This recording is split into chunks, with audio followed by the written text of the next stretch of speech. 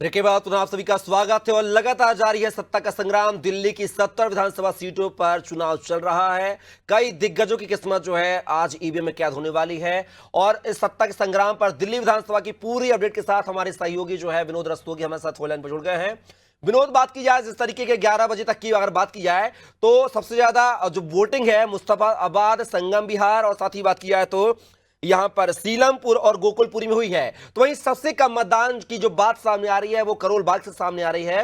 आखिर क्या कुछ वजह बताई जा रही है? करोल बाग जो एक काफी व्यस्तम इलाका है, व्यापार का क्षेत्र, बड़ा बाजार है रिटेल के क्षेत्र में। आखिर इतना वोट प्रतिशत वहां से कम होने की क्या कुछ वजह मानी जाए? देखा जाए जिस तरह से सरकार ने अपने जो प्रचार तो पूरा किया, मगर कुछ लोग घर से निकलने में ही देरी दिखा रहे हैं।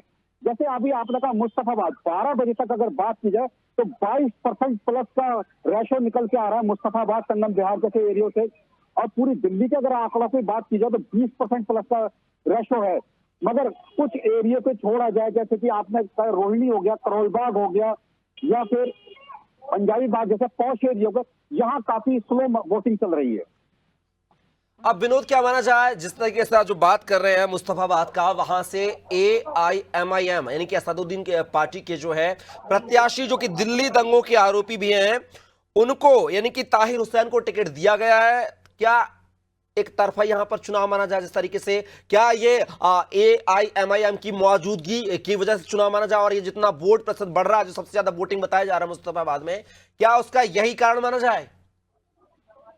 देखो कपिल, अगर कहा जाए ताहिर हुसैन 2020 दंगे के आरोपी भी थे और कहीं ना कहीं जेल से रहकर बेल पर बाहर आए हैं, मगर AIM ने अगर उसको अपना कैंडिडेट बनाया तो कहीं ना कहीं इस चुनाव को एक तरफा मोड़ने की कोशिश की।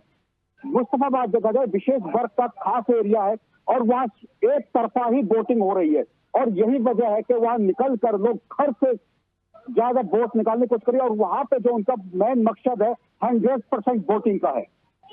तो विनोद, क्या माना जाए यहां पर जो ताहिर है AIMIM पार्टी से, वो साथी बात क्या बीजेपी से जो है यहां पर मोहन सिंह विश्व मैदान में, तो कांग्रेस से पूर्व विधायक के बेटे हसन मेहंदी चुनावी मैदान में। यहां पर त्रिकोणीय मुकाबला देखा जाए या फिर जो जनता, जो वोटर से, खास वर्ग के वोटर से जो आपने जिक्र किया है, तो क्या माना जाए ये सीट जो है AIMIM हथियाने में कामयाब होगी क्या? अगर बात की जाए तो वहां पे सिर्फ दो पार्टियों में मुकाबला देखा जा रहा है, AIMM में, और बात की जाए सिर्फ भाजपा में, आम आदमी पार्टी वहां से बाहर होती नजर आ रही है। और साथ ही विनोद, बात की जाए जो मनीष सिसोदिया उप मुख्यमंत्री रहे हैं, उन्होंने अपनी सीट जो है इस बार बदली है। पटपड़गंज से वो विधायक रहे हैं इसके पहले, लेकिन आरोप प्रत्यारोप के बाद, जेल में जाने के बाद उन्होंने अपनी सीट जो है जंगपुरा से इस बार चुनावी मैदान में है। क्या ये फैसला मनीष सिसोदिया, आम आदमी पार्टी का, क्या भारी पड़ने वाला है मनीष सिसोदिया पर? या फिर जनता, जिस तरीके से पटपड़गंज की जनता ने सराखों पर बिठाया था मनीष सिसोदिया को, क्या जंगपुरा की जो जनता है वो भी आम आदमी पार्टी को विजयश्री दिलाने में कामयाब होगी या फिर पटखनी देने की मूड में नजर आ रही? क्या कुछ रुख रहा है वोटरों का? पटपड़गंज से 2 बार के विधायक मनीष सिसोदिया को अपना विधानसभा छोड़कर जंगपुरा गए हैं, वो कहीं ना कहीं उन्हें नुकसान भी उठाना पड़ रहा है। अगर बात की जाए तरविंदर सिंह मारवा है भाजपा से, जो उन पर भारी पड़ते नजर आ रहे हैं।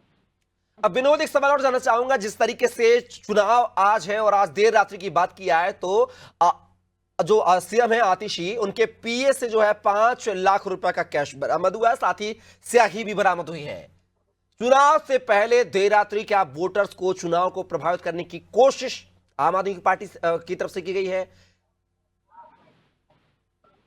देखिए कपिल, अब जिस हिसाब से उसके पास 5 लाख रुपए कैश पकड़े जाते हैं और स्याही पकड़ी जाती है, और वो खुद इस बात को एक्सेप्ट भी कैमरे का उन्होंने किया कि मैं आतिशी मुख्यमंत्री का पीए हूं, और जो उनका ड्राइवर है वो शिक्षा विभाग का एक परमानेंट कर्मचारी है और उन्होंने भी इस बात को स्वीकार भी किया है।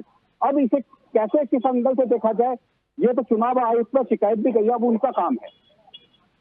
चलिए विनोद, तमाम जानकारी को साझा करने के लिए बहुत शुक्रिया आपका। आगे आपसे और भी अपडेट लेंगे। तो यह है दिल्ली की विधानसभा सीटों का सत्ता का महासंग्राम लगातार जारी है। 70 विधानसभा सीटों पर जो है चुनाव चल रहा है, वोटिंग चल रही है। 699 कैंडिडेट जो है चुनावी मैदान में हैं। तो वहीं बात की जाए, करीब 35,000 करीब पोलिंग बूथ जो है बनाए गए हैं। अब देखना होगा कि आज शाम 6 बजे तक जो है मतदान होगा। कई दिग्गजों की किस्मत जो है ईवीएम में कैद हो जाएगी। अब देखना होगा कि दिल्ली का सरताज आखिर कौन बनेगा। क्या तीसरी बार जनता आम आदमी पार्टी को मौका देगी, या फिर 15 साल से बनवास भोग रही कांग्रेस, या फिर 25 साल से सत्ता से दूर बीजेपी को इस पर बैठने का मौका मिलेगा। फिलहाल के लिए बस इतना ही। आप बने रहिए अनादि टीवी के साथ। नमस्कार।